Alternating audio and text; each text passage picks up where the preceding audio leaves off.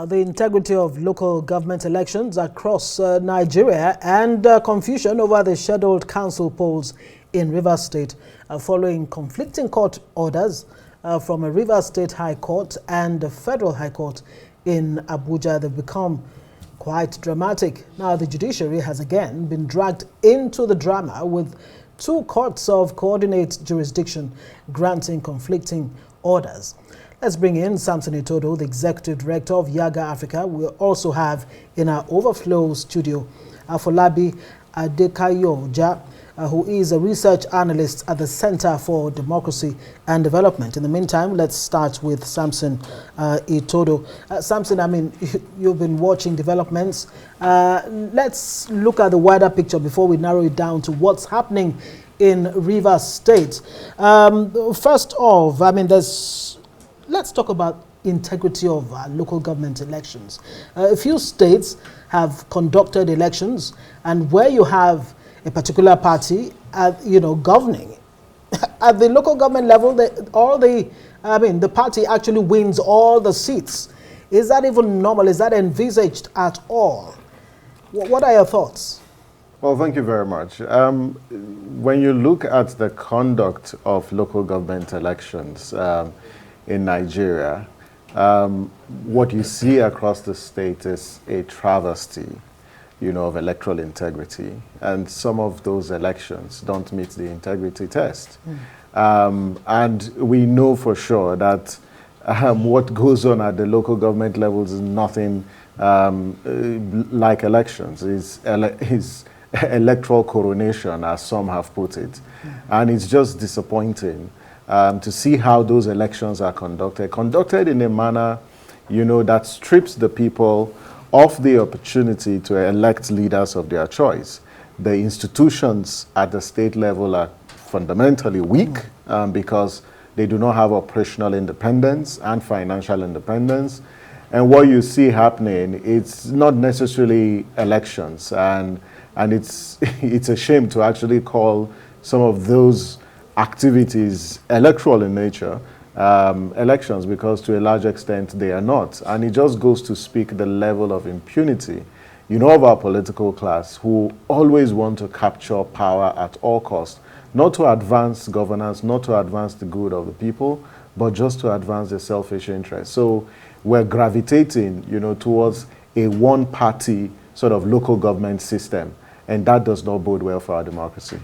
Well, it has become quite interesting, especially now that local government autonomy is back, but it seemed like a hijack in place. Itodo, please, I'll come back to you quickly here. Make sense of this whole talk about how we can actually free up the local government. On the one hand, it looks as if it is free, but with what we're seeing in terms of conduct of elections into grassroots government, we're still far from getting there. What are we missing in this business of grassroots governance?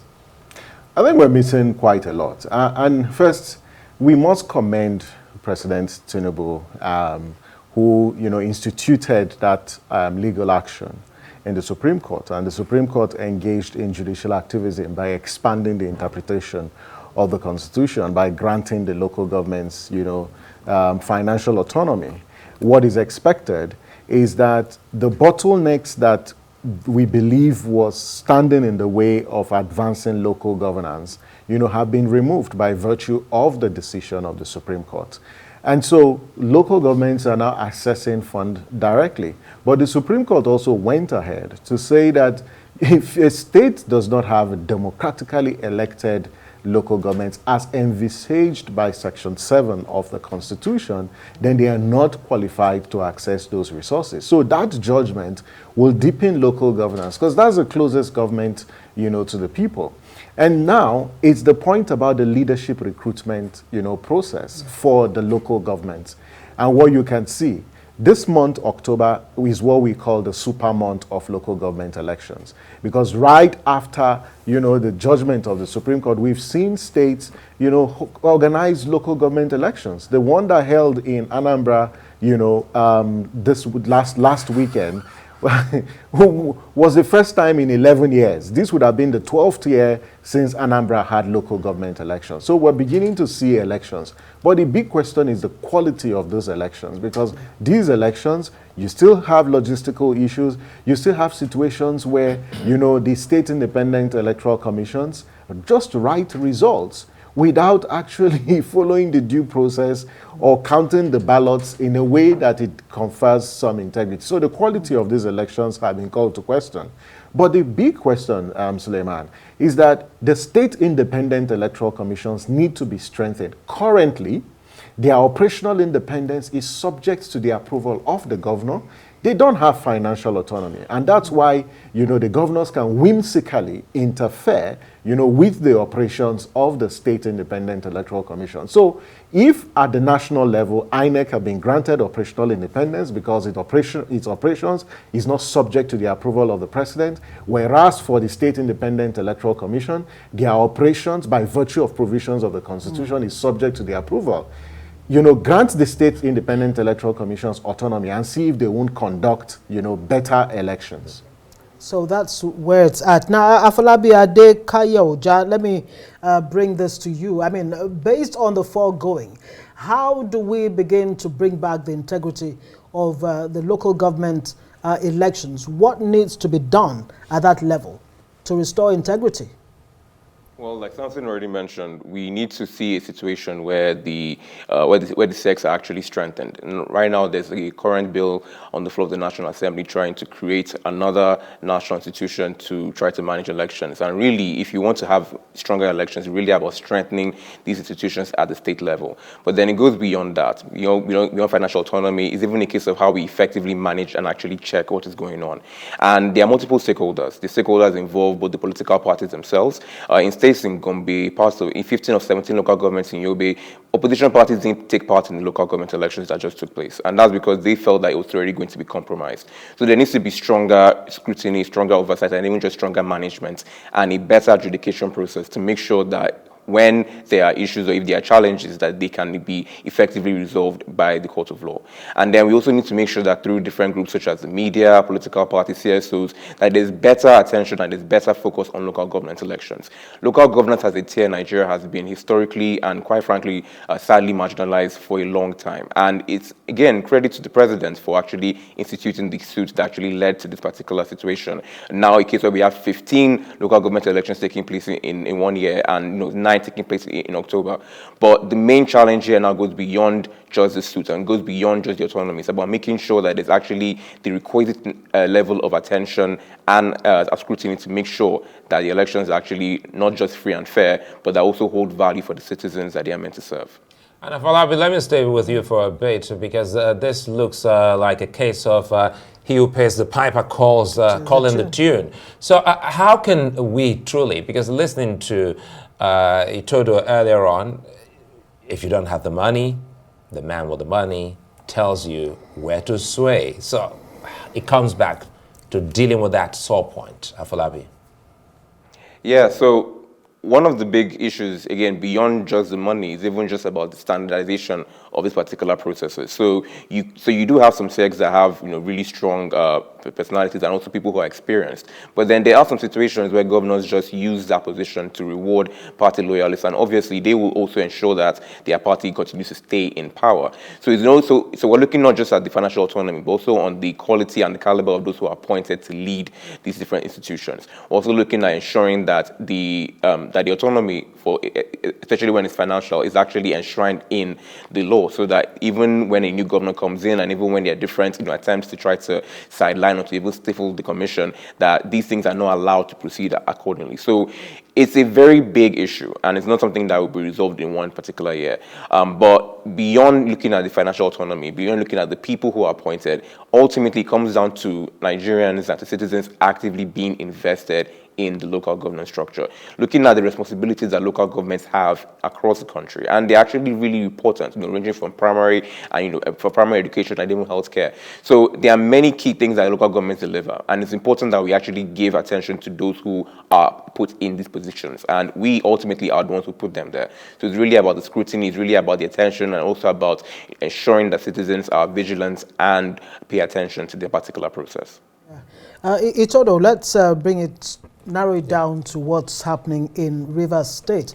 I wonder how mind-boggling it is for you, where INEC says we have not, released the voter register for the local government elections, and then you have the state Electoral Commission saying we have a list, we have a voters list. As a matter of fact, we've had it since last year. What do you make of this, really? I think what is happening in Rivers is laughable. But then this is what happens, with our politics. The Independent National Electoral Commission is being dragged into, this clash of personalities and politics happening in Rivers State. The judiciary has also been dragged into this. And I think a time has come, when as a country we need to send a strong message to the political class to refrain from, just dragging the judiciary into the mess that they create within our political system. On one part, the State Electoral Commission says it has the register. On the other part, INEC is saying we've not released this register because of a subsisting court order. Yes, INEC is a creation of law. It is bound by the rule of law, so he has to comply. And what she has done is it has complied. But if the State Independent Electoral Commission is claiming that INEC has, delivered the register since last year, this is just a matter that perhaps might be settled in the court. Because the big question is the register that the State Independent Electoral Commission have, is that the updated register? Were there any updates done by INEC prior to now? These are questions that need to be asked. From all indication, is the same register that was used during the general elections. Well, if that's the case, again, this matter is already before the court, so I think it's sub judice, and we leave it to the court to decide. But then, I think it is important that we protect our institutions, and the judiciary deserves, some protection. INEC on one hand also deserves some protection, because the Constitution says that, yes, the conduct of local government elections, the State Independent Electoral Commission will rely on the voters register compiled, by INEC, because that's one of the second role that State Independent Electoral Commissions have, is to advise, INEC in the compilation of the voters register. And so if it becomes a tension, and this is something we are beginning to see, this is not the first time a court has issued an order restraining INEC from delivering the voters register. It happened in Kwara. And all of this, though a new phenomenon in our electoral process, is just indicative of the role that politicians actually play in undermining our electoral process. And it's really sad. Speaking of which, let's bring in Afolabi for the benefit of that viewer watching. What's the record about a voter register? Because the back and forth tells perhaps something that many may not understand. Why is this an issue? Well, ultimately, it comes down to who's actually registered and who's actually qualified to vote, who, according to INEC, should actually be qualified and counted as a voter. And the challenge now comes down ultimately to the politicians. We already are very privy to the fact that there are clashes between the current governor of Rivers State and his predecessor, who's the minister of the FCT, and whether or not these particular things have already played out in terms of how different politicians and different parties are trying to actualize their different goals of taking control of the different local governments. So ultimately, when it comes to the voter register, it comes down to actually being able to carry out the vote. If the voter register is not received by the SEC by Saturday, then the elections can't hold, according to law. And the challenge is now the fact that, I think going back to what Samson had said, the people who actually go to court, who actually are also politicians, they're the ones who actually take these institutions to court. So it ultimately comes down again to how politicians are trying to involve the judiciary, to weaponize the judiciary in the electoral process. And that's a big challenge. That's something that politicians and political and parties should actually try to refrain from, to ensure that ensure that the electoral process is not ridiculed and is not dragged through the quagmire. And it's already being dragged, believe that. Itodo, the Supreme Court, in its ruling on local government autonomy or full autonomy, actually said that the funds that should go to the local governments would be withdrawn or withheld if, until the local government elections do hold, democratically elected, local councils. But in a situation where the federal government said, look, we'll give you 3 months, that's the state governors, 3 months to hold the elections. Now imagine a situation where the Rivers election does not hold come Saturday, October 5. What does that mean? Because if the funds are withheld, what happens to the teachers, at the local government area and what have you, people who need to be paid? What are the implications of this? I just pray that we don't get to a point where funds are withheld by virtue of the fact that elections did not hold due to certain political reasons that were avoidable. It will be the most unfortunate thing to happen to Rivers State or any other state. Because when politicians, play dirty politics, they forget the impact it has on the average person. Because all of these contestations isn't necessarily about the common good. It's not about the woman who is in the market struggling to feed her family. It's not about the man who is on the farm, trying to make ends meet. It's not about the average Nigerian. It's about their ego. It's about their interest. It's just about primitive accumulation of wealth. And that needs to stop. And we just hope that, all of this will be addressed. But to say this, that the federal government has a 10-man committee or 10-person committee to implement the decision of the Supreme Court. We, as civil society, welcome, the decision of the Supreme Court because it alters not just the balance of power, but it will deliver development to people where they are. And I just hope that, whatever the situation is, these matters are addressed so that elections, don't constitute, or the failure of not conducting election does not constitute a clog in the wheel of the progress of people of Rivers State, just because some individuals decide, to bicker amongst themselves and not necessarily think about the common good of the people of Rivers. Yeah. Well, Samson and Afolabi, many thanks for your continued service to Nigeria.